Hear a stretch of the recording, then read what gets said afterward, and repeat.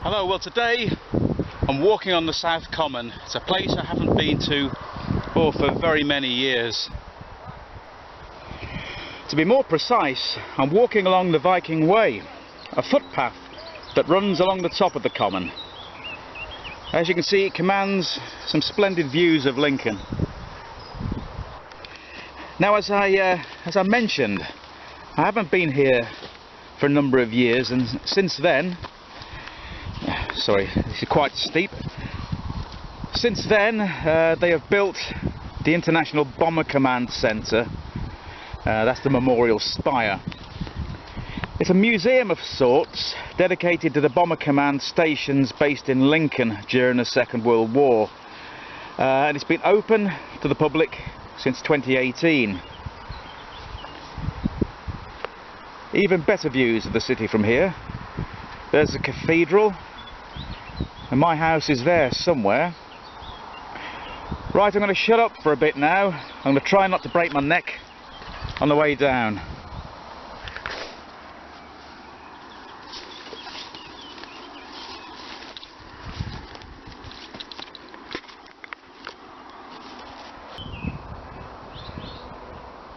Now I'm going to a place I've been meaning to visit for quite some time. I'm going to show you the site of the old city Gallows.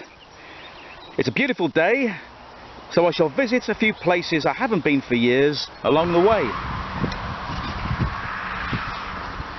Here we are, this is Kanak Road, and across the road is Kanak Village.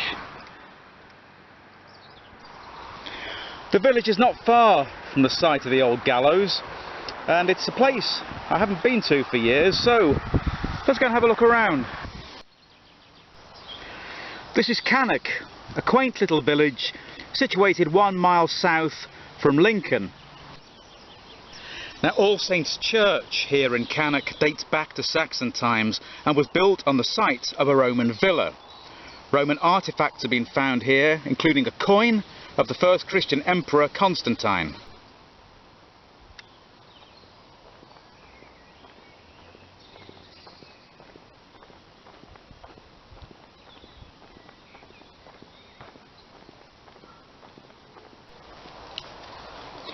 This impressive building is Kanak Hall, an 18th century manor house which was converted into flats in 1945.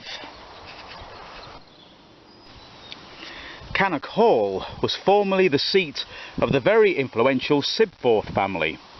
Many of them served in the army or navy or became members of parliament. One of the most outspoken was Colonel Charles Sibthorp, who in 1826 was elected as Tory MP for Lincoln. His no-nonsense approach to politics got him on the wrong side of Queen Victoria, when in 1839 he proposed a successful motion to reduce Prince Albert's annuity from 50,000 to 30,000 on the grounds that the Queen had married a foreigner. Queen Victoria was certainly not amused. In 1851, when she and Prince Albert were travelling by train to Scotland, the royal train stopped at Lincoln. The city had been suitably decorated with flags and bunting for the occasion, but the royals refused to leave the train and tour Lincoln because of their dislike of Colonel Sibthorp. Now, Colonel Sibthorp was certainly a character. He detested anyone or anything that was foreign. He thought the contemporary style of dress decadent, so he fashioned himself in the attire of an 18th century nobleman. In the 19th century, Steep Hill in Lincoln was much as it appears today. It was far too dangerous for vehicles of the time to travel down the steep slope. But Colonel Sibthorp, never one to shy away from a wager, was challenged to drive a coach and four at full pelt down Steep Hill. This was classed as suicidal, but Sibthorp managed to win the wager and not injure himself or the horses in the process. Following this reckless feat of stupidity, the city council placed railings halfway up the hill to ensure there would not be a repeat performance. Now, there is no record of the date when the supposed bet took place. The story might be apocryphal. It might be just one of many tall stories associated with the eccentric old colonel. Now, before we leave the village, it's worth mentioning that huge paw prints and claw marks were found in one of the gardens here some years ago. This followed a spate of big cat sightings in the area. In 2004, Lincolnshire was crowned Britain's #1 hotspot for big cat activity by the British Big Cat Research Group. There were around 100 reported sightings of puma, lynx and leopard, and I had my own encounter with the dubbed Wold's panther around that time.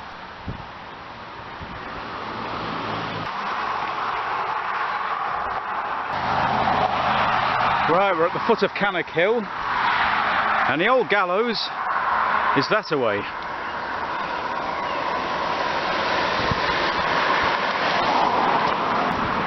So there's the entrance to the recently built International Bomber Command Centre. I'll have to visit there sometime. Now, I've been aware for quite some time that there were once gallows here on Kanak Hill, but it's only recently that I've found its precise location. Here we are on Kanak Hill at the junction with Hayton Lane, and this was formerly the site of the old city gallows.